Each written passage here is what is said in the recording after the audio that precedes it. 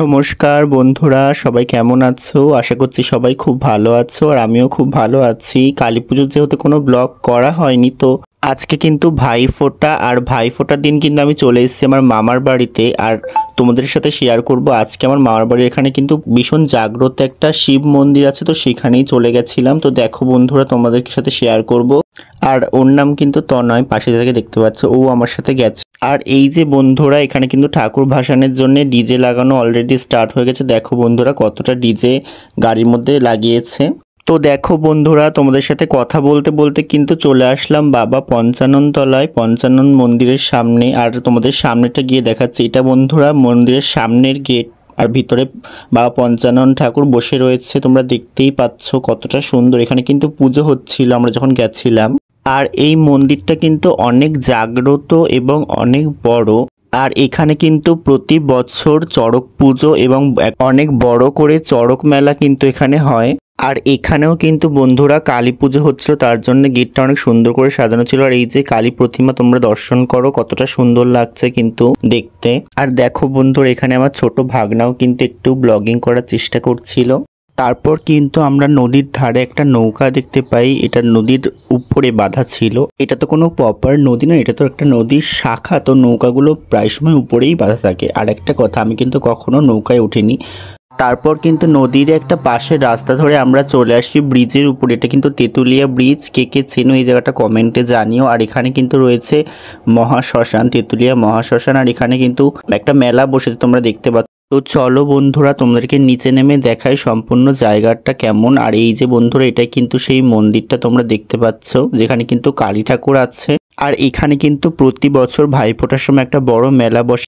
আর এখানে কালী ঠাকুরের সাথে সাথে কিন্তু রয়েছে বজরংবলী, এবং তার সাথে কিন্তু রয়েছে রাজা হরিশ্চন্দ্র, এবং তার সাথে রয়েছে শিব ঠাকুর বা ভোলেনাথ, তোমরা দেখতে পাচ্ছ।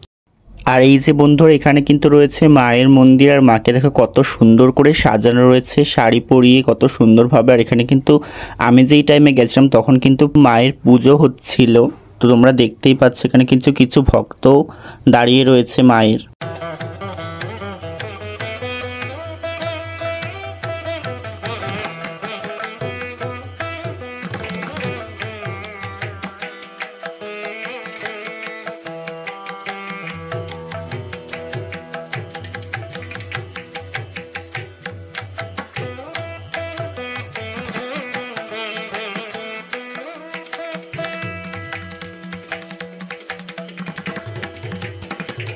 আর এই যে বন্ধুরা, এটা কিন্তু একদম ব্রিজ এবং নদীর ধারে, তোমরা দেখতে পাচ্ছ এটা কিন্তু সেই তেঁতুলিয়া ব্রিজ। এখান থেকে কিন্তু সমস্ত গাড়ি যাতায়াত করে, এটাই কিন্তু মেন রোড।